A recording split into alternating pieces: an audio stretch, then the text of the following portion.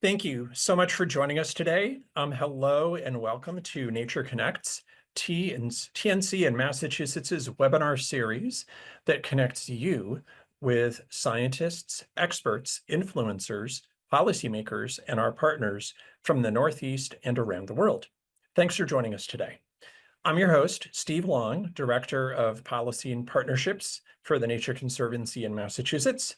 And today we are going to look at efforts in Massachusetts to support nature as a climate solution. Massachusetts's natural and working lands, such as forests, fields, and wetlands, are essential for what they provide to wildlife and people, including a more livable climate.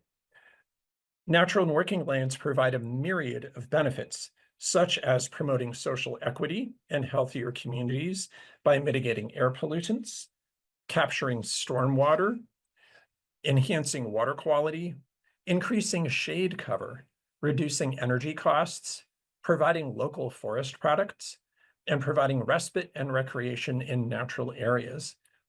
Smart land use and natural climate solutions also weave a fabric of resilience through our communities to help withstand the impacts of flooding, drought, and extreme temperatures. Natural and working lands are recognized as an essential part of climate action. And at the state level, we've made great progress in helping every acre play a role in removing carbon pollution.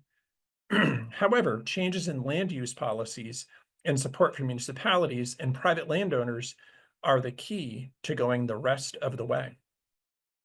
We are going to hear from state legislators and the Nature Conservancy on the actions they are taking to help unlock the power of natural and working lands as part of natural climate solutions to help us meet our climate goals by protecting, managing, and restoring natural resources.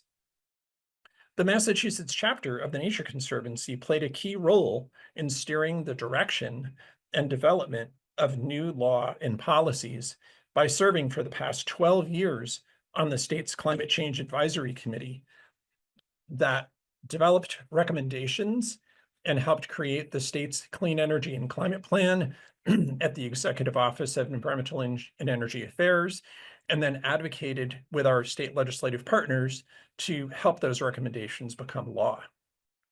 Our focus was on ensuring that natural and working lands play a key role in meeting the Commonwealth's net zero goals for greenhouse gas emissions.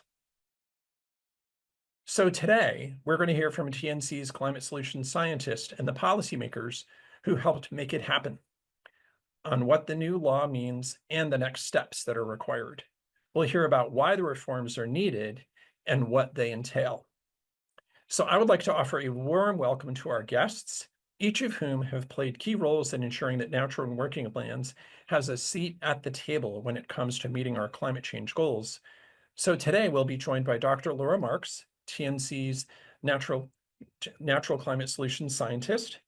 Laura leads the chapter's work on natural climate solutions, including better management and protection of forests, wetlands, and farms to reduce and remove carbon emissions. Part of her work entails how forests are impacted by and can help fight climate change. And Laura leads the Green Mountains to Hudson Highlands linkage, also known as the Berkshire Wildlife Linkage, a regional conservation partnership. State Senator Joe Comerford has served in the Hampshire, Franklin, and Worcester district in the Massachusetts State Senate since 2019. Her district comprises 25 cities and towns, stretching from Northampton to Ashburnham, encompassing the Connecticut River in Hampshire and Franklin counties, and nearly circling the entire Quabbin Reservoir. State Representative Joan Meschino serves the 3rd Plymouth District, consisting of Cohasset, Hingham, and Hull. Joan is the author of the 2050 Roadmap to Net Zero Law, and she advocates for smart policy around climate change, mitigation, and resilience. Now, a note to the audience, as you think of questions for Laura, Senator Comerford, and Representative Meschino, please enter them into the Q&A box at the bottom of your computer screen. And we are going to hear from Laura first. and then our Western Mass legislators before we take questions. So thank you so much for joining today. I'm going to pass the baton to Laura. Thank you so much, Steve, and thanks everyone for joining today. I'm just starting my presentation.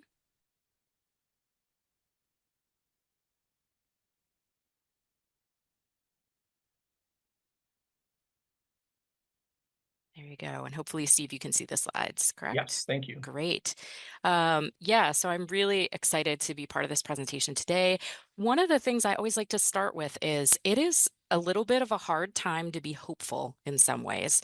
And when it comes to climate change, those of us who work on this are really lucky in that we know how to solve climate change. We know that we need to reduce emissions. So, burning fossil fuels is what got us into this mess, and that's most of what's going to get us out of this mess. But we also need at the same time to remove emissions. We already have too much carbon pollution in the air. So, simply stopping adding more isn't enough. We also need to use the power of nature to draw down that carbon pollution. And because we know that climate change isn't something that's in the future, but rather is affecting us right now, we also at the same time need to adapt to emissions. And those last two parts are a lot of what we're going to talk about today with natural climate solutions.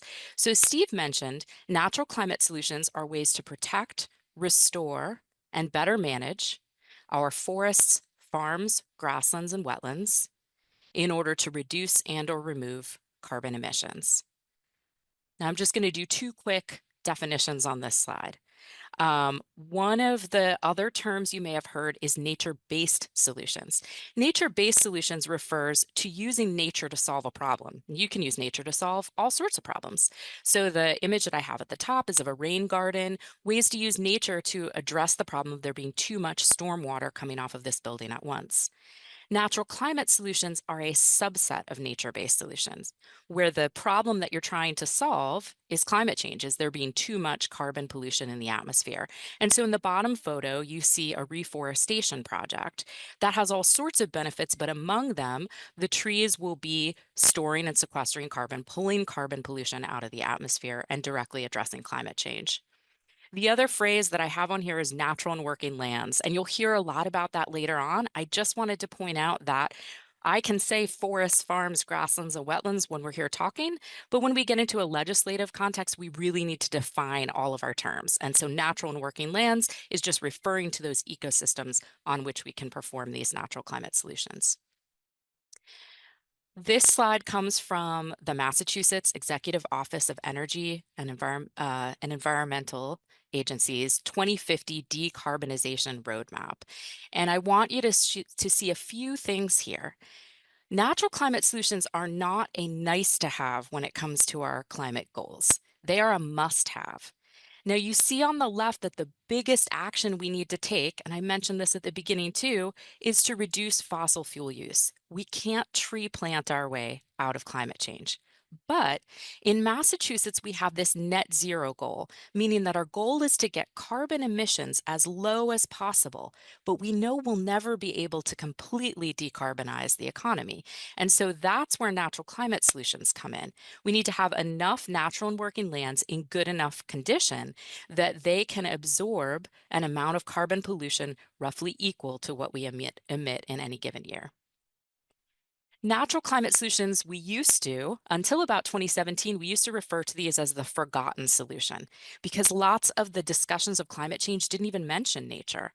But fortunately, that's changed quite a bit. And one of the things that's happened as natural climate solutions have gotten more talked about is that the definition has gotten a little bit fuzzy, kind of like when you say green or sustainable or eco. It's hard to define what that means. So last year, some of Steve and my colleagues at the Nature Conservancy published a paper that laid out 5 principles that you have to call yourself a natural climate solution. And I have 2 pictures here just to illustrate this. So the top picture, you could imagine that maybe I could take a part of Massachusetts, cut down the forest that's there, plant some fast-growing genetically engineered willows, grow them for a while, cut them down, drag them into the ocean, and sink them. That would indeed be taking a lot of carbon out of the atmosphere and storing it. Once it's at the bottom of the ocean, there's no oxygen down there, so it stays for a long time. but it violates most of these principles. At the bottom, this is an example of an agroforestry project in the Dominican Republic that the Nature Conservancy works on.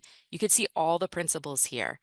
This is nature-based, so we're using a natural system. It's already a coffee or cocoa plantation, and we're planting these native shade tree species above it.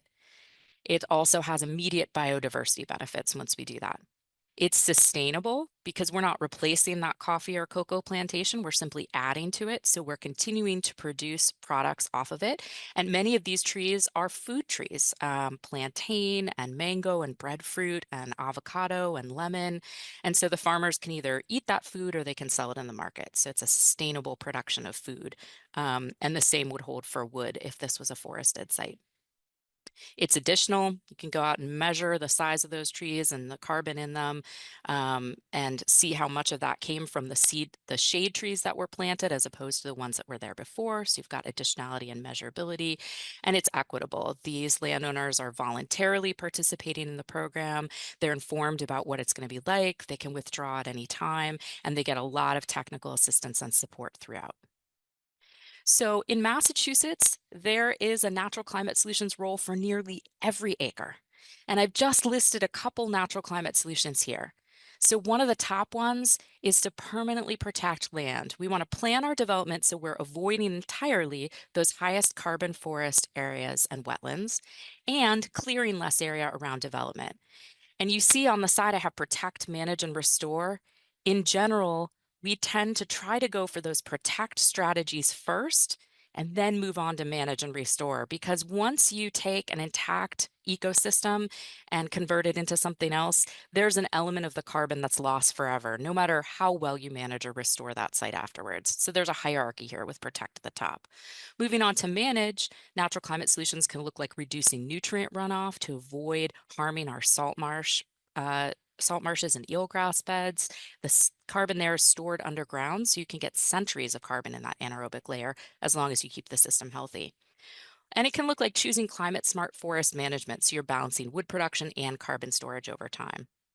And finally, on the restore side of things, this could look like planting cover crops on farms to restore soil and store more carbon in between seasons. As Steve mentioned, at the state level, Massachusetts has already made great strides. We are absolutely a leader in this space. But because most of Massachusetts is privately owned, it's really municipalities and families who make all of these things happen. And so we do have some more ways to go. So with that, I'll hand things back over to Steve and to our legislators to talk about some of the ways that we're taking those final steps.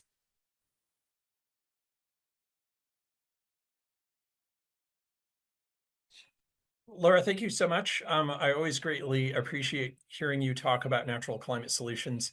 And now I'm going to provide a little context about policy before I pass the baton to our terrific legislative champions. So when you think about policy, you need a toolkit. You need laws and regulations, you need plans, you need programs, and you need funding. Combination of carrots and sticks. And in Massachusetts, the current status for natural climate solutions is we have a natural and working lands goal. We have a plan, our plans. It really natural and working lands is embodied in a number of different plans, and we have programs and policies. And our legislative champions are going to talk a bit more about the law in some of the programs. We also have the plans that focus on reducing emissions and addressing the causes and impacts of climate change that include natural and working lands. Then we're going to see a forthcoming biodiversity plan, and we have a resilient lands plan. So there are lots of plans out there with a lot of overlapping goals and strategies. We have several state agency programs and funding to support conserving, managing, and restoring natural and working lands. And we also have the state taking a unique approach to integrate land uses, looking at where are the best areas to conserve, where are the best areas to develop, and that recognizes the role of natural and working lands. And we couldn't have done all this without the great partnership with Senator Comerford, Representative Meschino, and the Healy-Driscoll administration. And really, our two legislative champions here were the ones who supported the climate legislation that included natural and working lands that was enacted into law. They also recognized that despite all of the public and private sector efforts, we need to do more. So the Nature Conservancy and some other of our conservation partners partnered with these two offices, these two legislators, their staff and offices, to do some research on where are the gaps in the state's policy toolkit. And we collaborated on drafting some legislation to fill those gaps. So the greatest challenges we saw in the gap analysis we did is that we really need to figure out how to place a value on nature. Right now, it's not considered. We also need to enhance the public and private efforts to conserve, manage, and restore natural and working lands. And we need to figure out no net loss. What tools do we have to achieve no net loss of natural and working lands? So without further ado, I'm going to pass the baton on to our legislative champions, Senator Comerford and Representative Meschino. Good afternoon, everyone. It is absolutely a delight and a pleasure to be here with you. And I'm Representative Joan Meschino. I hail from the 3rd Plymouth District out in Hull, Hingham, and Cohasset. And I'm here today with my legislative aide, Jane Fulton. And I just want to thank her for helping to organize everything. I'm delighted to be partnering with the fabulous Senator Jo Comerford and her amazing staff, and really want to thank her right from the beginning for her leadership on this. I also want to just start by thanking TNC. Really, such a tremendous resource. Laura, that was a fabulous, very insightful presentation. And what I love about it is it frames the problems in readily understandable, accessible ways, as well as framing the solutions, and engages us in all of this work. And I just want to say right up front that TNC and Steve Long in particular have been not just great resources, but trusted resources, and trusted thought leaders and trusted thought partners. So I just wanted to start by that. So as I jump into the slide deck, which I just have 2 slides, what they've asked me to do is just frame a little bit for you, sort of where we're at. And as I'm making my remarks, and as you're listening to the senator's remarks, I would like you to keep 3 things in mind. The first big idea is that climate change is about what happens to people. The solution is economic. I know that sounds odd. We see these issues as public health, public safety, loss of natural lands, environmental hazard, all of these things. But the solution is economic. And I know that seems odd, but this is the 2050 roadmap is an economic bill. And to that point, the roadmap and its goals are meant to be ambitious, and they are meant to drive innovation. And that innovation could be in how we're generating power, what we're doing, how we drive, what vehicles we drive, technology, climate banks, financing, but also an important piece of this that we're talking about today is obviously natural and working lands. So what Steve asked me to do was to just run through a little roadmap history for you. The roadmap, I just want to start by saying, is actually an implementation bill. And I just want to give a shout out to Rep. Smizek and Senator Pacheco. They were the architects of the Global Warming Solutions Act that went into place in 2008 and actually established the Massachusetts commitment to decarbonize its economy.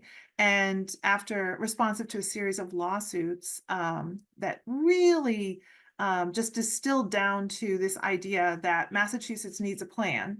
And responsive to those lawsuits, now we have one. And that is the 2050 roadmap, which is actually a 700-page document that talks about lots of different components.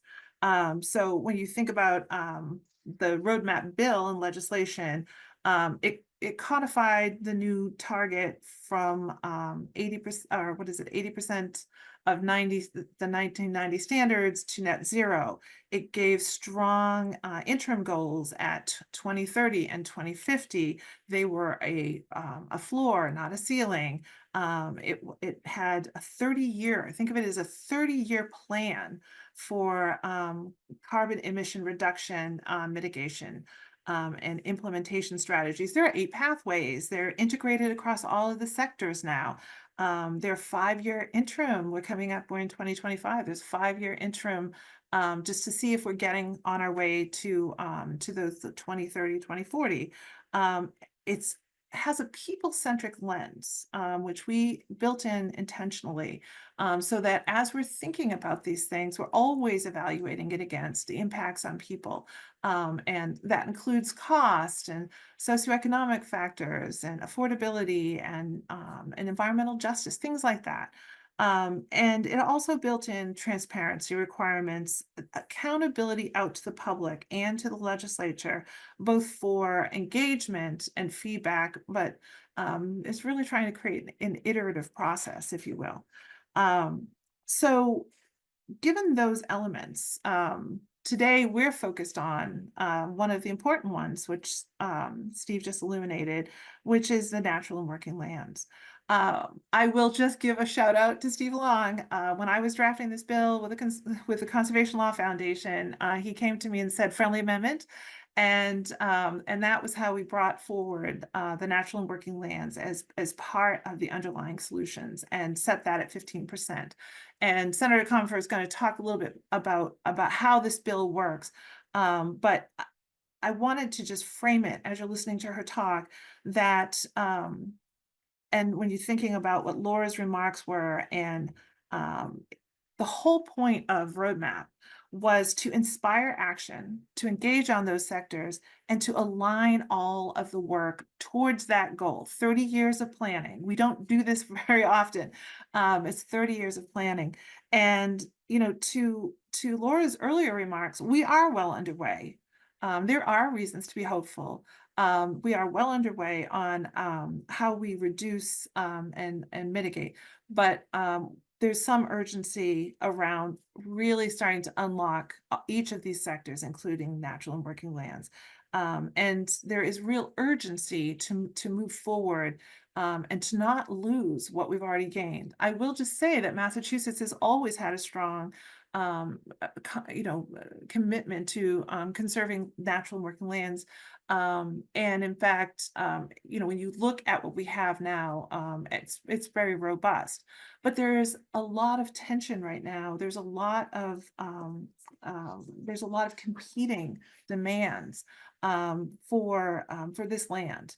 And so to the extent that it's not already conserved, so we have to protect what is conserved, and we have to start, as Steve was saying, give real value to this as part of our work, and to really give a pathway for municipalities, for the folks on the ground at the local level. That's where all of this climate change work is going to happen, is at the local level. Right now we have the framework and the larger policy constructs. And in fact, you saw the Baker administration take great strides. You see the Healy administration picking up where the Baker administration left off and continuing this work and really embracing it. But the reality is most of this is going to happen at the local level. And so, as Steve was saying, this bill is about creating real value to that land as part of our mitigation. And we're at a special moment because now we're talking about not just mitigation and achieving these goals, we're also talking about resilience. We're talking about adaptation, we're talking about biodiversity. And as someone who represents open ocean communities, I can tell you that is all real, that is all important. And what it does is it gives us a moment of confluence and real reason to take steps now. And that's what this bill is about. I do just want to, before I turn it over to the senator, I do just want to thank her again, because this is her bill. And I really appreciate that her leadership, and I appreciate that she has engaged me and my office and my staff as a partner, and that I think that there's real opportunity here to start moving this forward now. And I'm grateful for TNC, as I said, as a partner. So I'm happy to answer questions afterwards. I'm going to let the senator jump in and talk about her terrific bill, and I will be happy to answer the questions when we're done.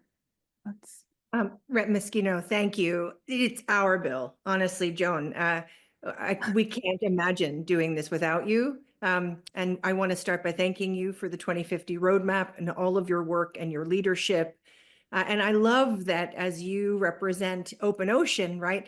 On the other side of the Commonwealth, I represent farm fields and forests and streams and riverbeds, you know? And so I do feel like we're together embracing the potential of natural and working lands. So thank you to you for your years of work. Thank you, of course, to Jane from your team. And I just want to recognize for folks on this webinar that my Chief of Staff, Jared, is here, and he really is my brain partner, heart partner on this from our team's perspective. Laura, I join Rep. Meschino in thanking you for your opening remarks. They were edifying and important, and I think the way you break it down for all of us to understand how important this is and how, in some ways, very simple it is really critical. And of course, Steve and everybody at TNC. And I also want to recognize and lift up the work that the Healy Driscoll administration is doing right now to fulfill the promise of 2050 and push forward on so many different horizons. I'm really grateful. In my work in the legislature in the last 6 years, I focused on things like net zero building code and a healthy soil program. And this is a way for me to really honor the 25 cities and towns that I work for out in Western and Central Massachusetts. So as Rep. Meschino said, my job is to talk right now about how our bill together, our bill, goes the rest of the distance for natural and working lands. So we're relying, as Laura and Rep. Meschino have said, we're relying on these lands to meet our climate goals for climate resilience, biodiversity, and again, our climate goals are codified in law, thanks in large part to Rep. Meschino, but our laws don't yet reflect the value of natural and working lands. They don't reflect the ways in which we're relying on these natural and working lands to go the distance in terms of carbon sequestration, and they don't give the Commonwealth a mission to preserve or grow our natural and working lands. So that's the first thing this bill does. It requires the Commonwealth and its agencies to prevent the degradation and the loss of natural and working lands and wetlands. And as Rep. Meschino described well, the roadmap law requires Massachusetts to reduce carbon emissions with sublimits for various sectors, transportation, construction, energy. This bill then adds natural and working lands as one of those sectors. It also requires updates to the rates paid for land conservation and stewardship programs like the state-owned land pilot payments or active use programs. These programs were designed to facilitate land conservation, and we need to update them so that they are actually not barriers to that land conservation. If Jane Wood will flip to the next slide. So this bill proposes a local opt-in program following, honestly, the successful green communities model. I'm a huge green communities fan. So as many folks know, with green communities, the state recognized it needed municipalities to drive their own energy conservation and renewable energy solutions. The state recognized that municipalities need financial assistance and incentives to make these improvements. So those two things. So we have about 298, if our math is correct, municipalities that are now green communities, including many in my district, actually virtually all of the communities. So that means that roughly 298 municipalities have done things like passing zoning to designate locations for siting renewable energy facilities, or adopting an expedited process for permitting renewable energy, adopting energy reduction plans to reduce energy use by 20% over 5 years, or minimizing the life cycle cost of all newly constructed homes and buildings by adopting that net zero stretch code that I talked about at the top. So the state couldn't do these things for municipalities. Municipalities are doing these things for themselves. And so the legislation that Rep. Meschino and I, with TNC's robust partnership and leadership, are proposing provides technical assistance for and then funds the cost of designing and implementing local bylaws for municipalities that opt in to the program that will do things like create natural resource protection zones, adopt a tree canopy retention right bylaw, create and empower a local agriculture committee, create a municipal right of first refusal when farmland is sold, adopt landscaping bylaws or groundwater protection bylaws, and so on. You can see here how this could become a robust program at a municipal level. And in addition to receiving the technical assistance and funding for the cost of designing and implementing the bylaws, municipalities that opt in would receive a higher state-owned land pilot reimbursements and an annual credit for each parcel of APR farmland in the municipality. Because Rep. Meschino and I and TNC recognize that there is a cost to municipalities for land stewardship. I want to say that again. There is a cost to municipalities for land stewardship.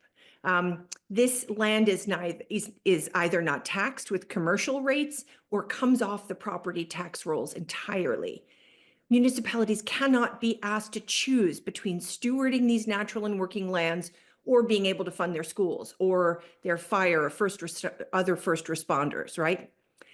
So I represent, as I said, the Hampshire Franklin Worcester district. That's about 782 square miles. 176 and a quarter of those square miles are state-owned land.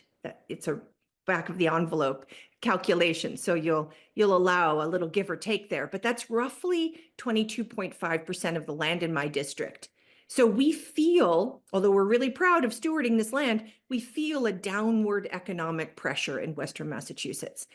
Back in 2020, the Hawley financial administrator for the town said, quote, "Personally, I am not aware of any small town in Western Massachusetts that would encourage more state acquisitions," end quote. Now, of course, some do, but he was characterizing the concern, the financial concern of municipalities. And we know, as Laura and Rep. Meschino said, we need to conserve more of this land to meet climate goals. And so in our perspective, this is some of the most valuable land in the state. So we can see how insufficient pilot payments or insufficient rates for land conservation are now presenting a barrier. So we'll flip to the last slide.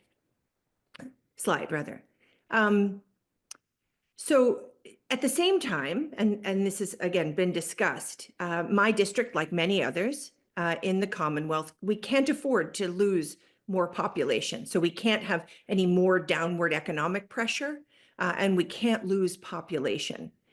So we can't have our natural and working land goals be in competition with housing goals.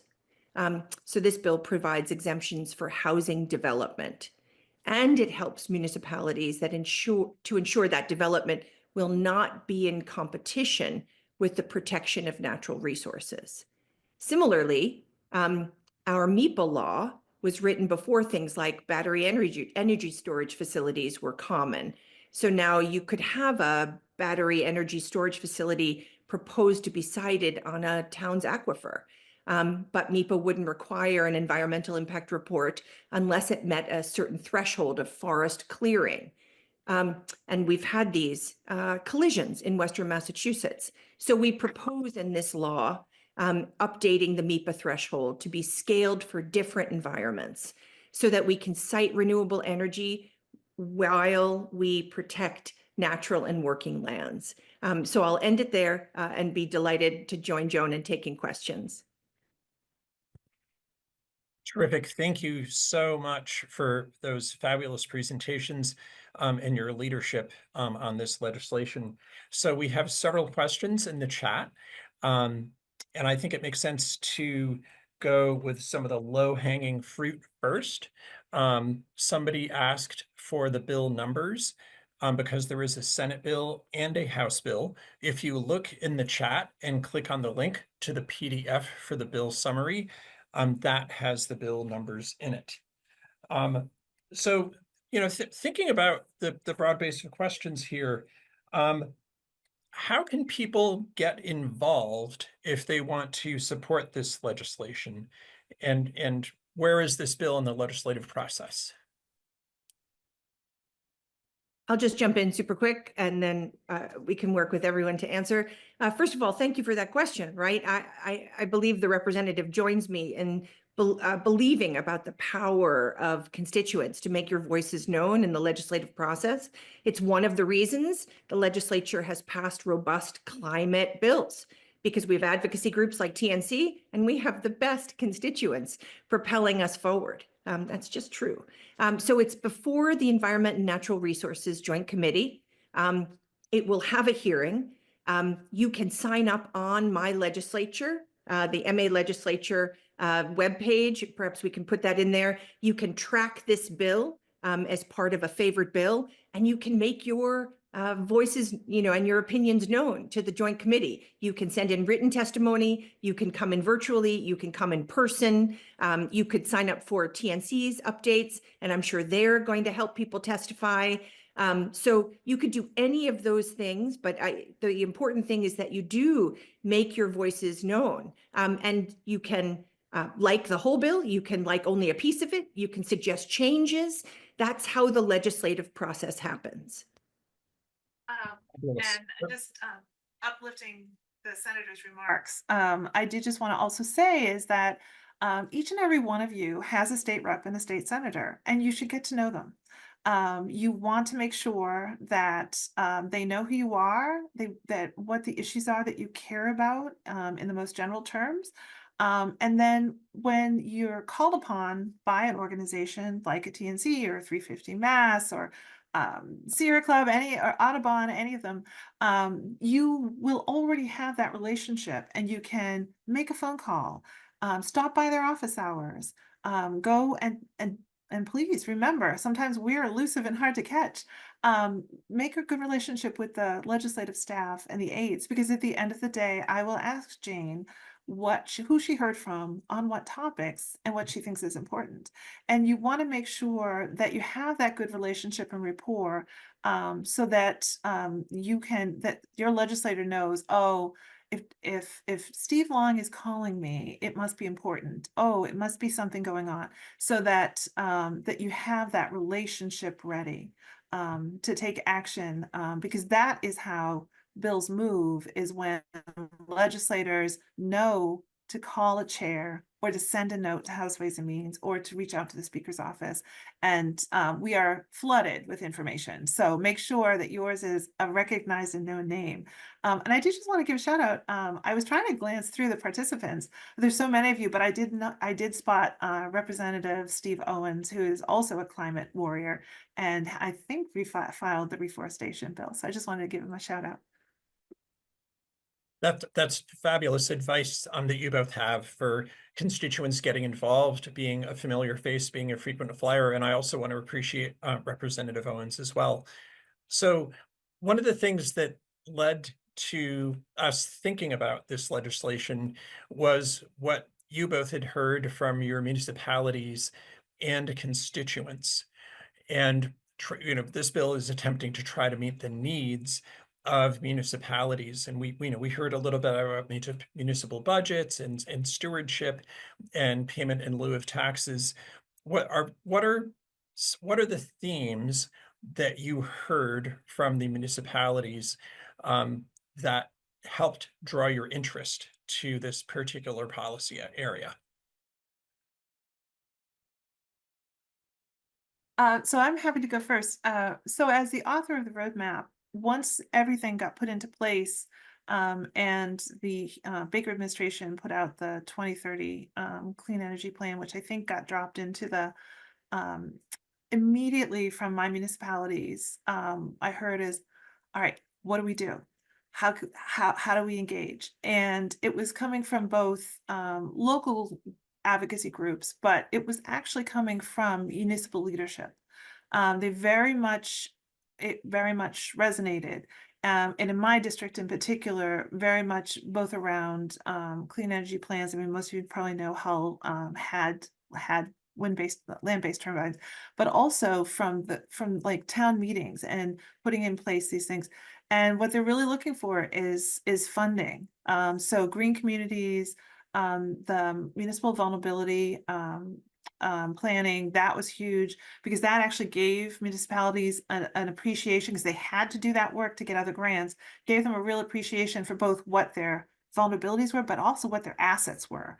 And now they're just looking for is just a modicum of state funding to help unpack and to really unlock their ability, both for the resilience, and of course, I don't know what they're doing at Western Mass, but for the coastline, there's a whole coastal resilience initiative that's coming out, and we're eager for the bond bill, both to fund all of these programs that are existing and that people have availed themselves. You just have to go online to the Green Communities Act. You can see how much money your community's already gotten from there. And then don't forget CPA also comes into that. And so there's a whole host of other things. And it's as much about infrastructure as it is about, everything to planting trees. So that was what I heard first and foremost is, all right, how do we get started? I love that. And I'll tackle this two different ways. One is a little bit of what I talked about, which we feel out in Western Massachusetts pretty deeply, which is we do feel like we are ground zero for the siting of green energy. And I believe, we're often called NIMBYs in Western and Central Massachusetts. I reject that completely. I feel like our folks would put a bow on solar and direct folks off the highway to say, look, and in neighborhoods, I see solar on houses. I see barn roofs full of solar. I see lots of commitment to built environment solar. And I see a real sober recognition that in order to meet the 2050 roadmap, we are going to have to site solar on open land. But what's the balance? And I know I was reading through some of the comments, where people are sort of, struggling with that word. I agree, it's a struggle. And out here, we need a guidepost to be able to know when we are putting in a solar installation. First, of course, we have to put them on the built environment first, I believe. But if we are going into open space, what's the right balance? And how do we ask state agencies to be the very best partners they can be to help municipalities make these incredibly hard decisions?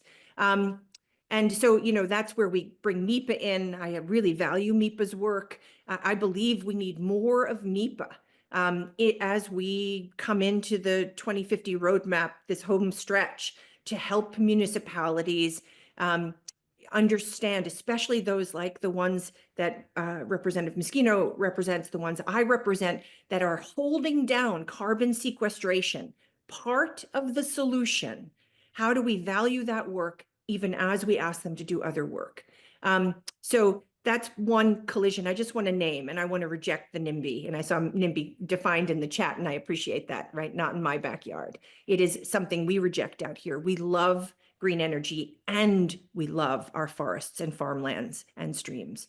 The second thing is what I was talking about at greater length, which is I represent 3 communities in 3 different counties. I'll just talk about Franklin County, the poorest county in the Commonwealth.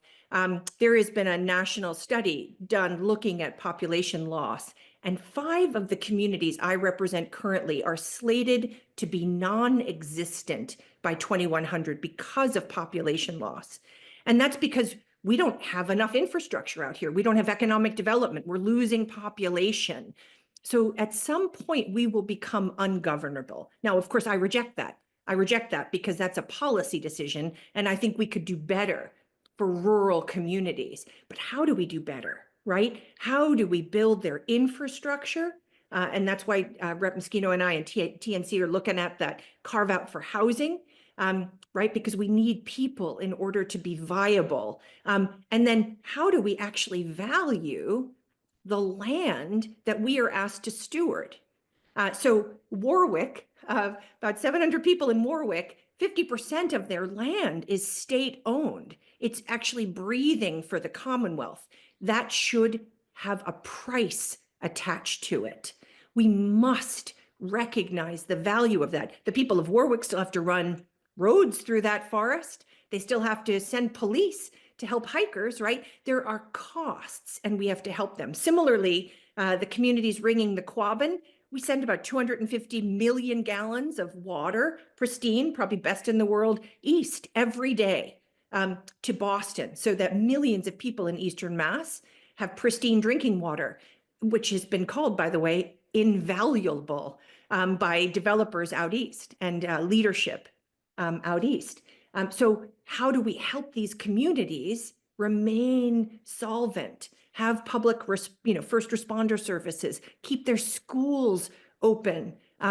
We have to help them by recognizing that pristine water and the stewardship, that watershed, half of which is municipally owned, friends, not all, right? Half of the Quabbin watershed is municipally owned. We have to understand how to help them do that work of stewardship and what the value of that is. So I'll stop talking, but those are the two ways, that's the two, I'll say, pipelines of incoming concern I hear from my constituents. And I think we're trying to do a little of service of a little in both of those lanes. Fabulous. Thank you so much. Having that context and hearing about the community concerns and the response to them is so very, very helpful. There were a couple of questions related to practices, and this might be more of a question for Laura Marx to answer. One was on removing invasive species, and another was on climate smart forestry. And Laura, I'm wondering if you could chime in on that. Sure. Yeah, I really appreciate the question on invasives. This comes up every time we talk about natural climate solutions. So I'm going to, first of all, I would say it's not only important in urban and suburban environments. So where I live and work out in Western Mass, in the forests here, we take, I think maybe by necessity, a little bit of a nuanced approach to it. So there's lots of places where we might be removing invasives because ticks or because, biodiversity concerns. The narrow spot where I start to get really concerned about carbon is when we have vines like bittersweet that are so large and so prevalent that they are actually slowing down the growth of trees and killing them. And at that point, there's really an intersection between, removing the invasives and having some carbon benefits. But I appreciate that question. It's every time I talk to landowners, right? That's like one of the first things. They're like, what should I do about these invasives? Steve, to answer the question about climate smart forestry, I put a resource into the Q&A, which is a publication that the Nature Conservancy put together with the U.S. Forest Service that gives 10 examples of climate smart forestry practices. But I think taking a step back, climate smart forestry is actually really well defined in the scientific literature, which was surprising to me when I found that out. But basically, it's got three things. It maintains or increases the amount of carbon storage in the land. It maintains or increases the resilience of the forest to climate change, and it treats the people involved fairly. And often that's hard for people are like, what does that mean? Think about a forest harvester, like a logger without proper safety equipment, for example. That's not treating them fairly. It's actually quite a dangerous job if you don't have the right training and equipment. And I just want to be sure to point out, Steve, that sometimes there's a misconception that climate smart forestry only means not cutting trees, and that's not true. Most of the climate smart forestry techniques are balancing our real need for wood and the fact that we have the ability to produce it in Massachusetts, where we have good environmental laws and landowners who own small forests that they know and love. We can produce a lot of sustainable wood here, even while doing it in ways that make sure that we are not losing the forest's ability to sequester and store carbon. So yeah, thanks to the audience for those two questions. Those are great. So one of the things that I see happen sometimes with state resources and policy is people look at it as a competition between reducing emissions by helping support renewable energy and reduce demand for energy with conservation and efficiency versus natural and working lands. And I think one of the things that makes it challenging is the economic equation. People look at jobs, and there was a really good question on workforce development relative to natural and working lands. And I'm wondering if any of the panelists could talk about the job opportunities in the natural and working lands space and how we can demonstrate that there's economic value to the workforce in our economy with a focus on natural and working lands. Well, I can lead us off. I mean, I'm been working in this space for a while now. And one of the first questions I asked was, and how I came to really understand it as an economic bill and decarbonizing our economy, is that since 2008, when the Global Warming Solutions Act went into place, we have gained 115,000 jobs over that time frame. And this is a burgeoning economic sector. This is a sector that actually helped sustain us through the pandemic and to keep our economy strong. So this is actually very much an important workforce development area. And in fact, when Roadmap came forward, it actually pulled forward with it a whole series of other related initiatives, including investments in our community colleges and VOTech and our agricultural colleges. So it's very much a vital, vibrant piece. And I think there are, we just met recently with CMAP and with the Plymouth County Farm Bureau, and they've been talking a lot about what the barriers are. So not for nothing, everybody that's out there, call your state legislator, make sure they don't change the exams and how you get into like places like Bristol and Norfolk Aggie, because we need committed people, committed students who are interested and eager and really ready to vote, and to go into places like forestry, into places, spaces like farming, and all the types of farming. So I do think we need to continue to invest there, but some of those initial investments have been made, and very much as an understanding and a realization of these are jobs for people in Massachusetts, and they're not just tech jobs. And there has been a lot of innovation there. And I just want to go back to what I said at the beginning. It's meant to drive innovation. And I think that's what we're seeing now. And we really do need to make that commitment in our workforce, both transitioning, but also investing in our young people. And I did notice another piece in the chat that I think is equally important is it's about what we don't use as well. It's also about being smart. And gleaning every efficiency, and the biodiversity, the resilience, all of that is part of the mitigation work. Drought management, you mentioned Quabbin. So these are all meant to work together, and it's all meant to align. But I think that investment in education and careers is hugely important.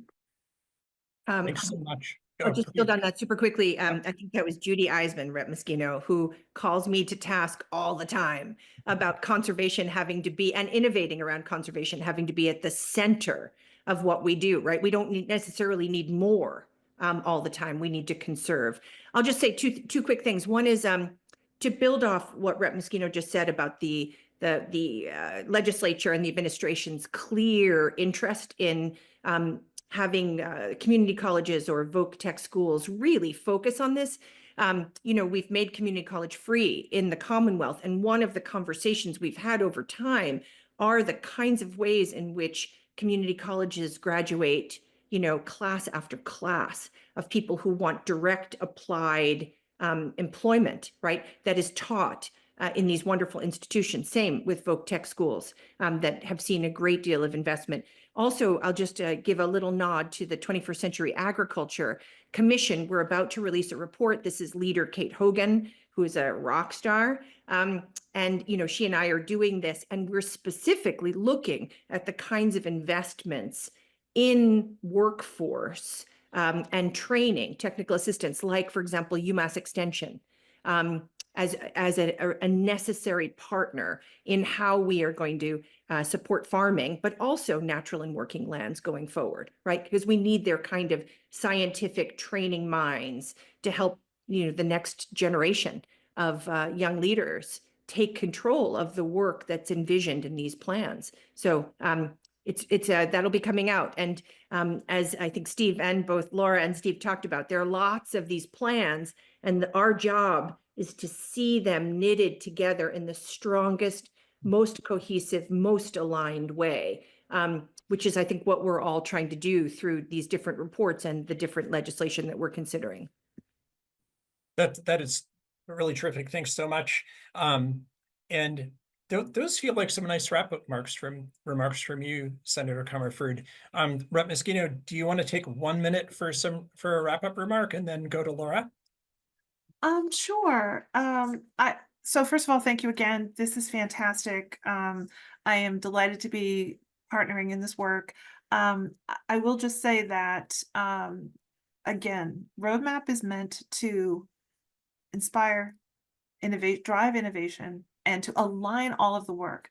It is iterative. And so conversations like this are hugely important. And having data and transparency so that we can see our progress, and don't be afraid of the fits and starts. I think that's the other piece of it, is that it's really about bringing it all together and aligning it towards that goal. And when we're talking about, oftentimes I say, when we're talking about mitigation, can we talk about it in this way? But what we have here is a tremendous moment of confluence, where you're seeing all of those investments in resilience, in adaptation, in the efficiencies, and across all of these sectors. And this is a hugely important one. And this bill is hugely important because it's going to value it, and is going to make sure that as we're aligning all of this work, that natural and working lands is on par with every single other piece of these sectors, and that is being considered as an equally valuable tool in our toolbox to getting to these goals. And then all of the other co-benefits are just, whether it's biodiversity, passive recreation, I don't care. It's supporting our municipalities and municipal governments and all of it. These are investments in our municipalities. Music to my ears. Music to my ears. Thank you both so much for your legislative leadership. Laura, do you want to add one little tidbit? Super quickly, I just noted that there are some people on this webinar who aren't from Massachusetts. So we've been talking about this amazing bill and how people can support it. And we're so lucky to work here with the rep and senator and great legislators and organizations. But I just want to address some of the people who were not in Massachusetts, just as a reminder that these things are popular everywhere. And one of the things that we're really trying to emphasize these days is they're not talked about a lot. And people sort of assume maybe people know, or they don't want to talk about it. So if you're in one of those other states, mention this webinar, say something about how cool it is that nature can help us address climate change. There's certainly a role for everyone, no matter what state you're in and what the legislative landscape looks like there. Awesome. Thanks so much, Laura. I agree. We're very lucky to be here, and we can be a beacon of hope, an incubator, an innovator, and inspire work elsewhere. So I just want to thank everyone for listening today. I want to thank our panelists. I want to thank folks who support TNC with their generosity. You're going to see a poll on your screen. Answering these questions will really help inform how we do our work forward. And let us know your thoughts on this event. We'll be sending everyone a follow-up email over the coming days with a link to the recording of this webinar. Please feel free to share it. If you're enjoying our webinars, please be sure to share them with your friends and colleagues. And you can follow us on social media at conservation_MA on Facebook and Instagram to keep up with our work and get updates on upcoming virtual opportunities to connect with us. And as always, you can register for future webinars at nature.org/MA webinars. We hope you can join us then. And again, just reiterating my great appreciation for my brilliant TNC colleagues, and also the great legislative leadership we've had from both Senator Comerford and Rep. Meschino, and the great partnership we've had across many administrations, and kudos to the Healy Driscoll folks for the work they're doing in this space. So thanks again. Great seeing everybody, and I hope you get to go enjoy lunch.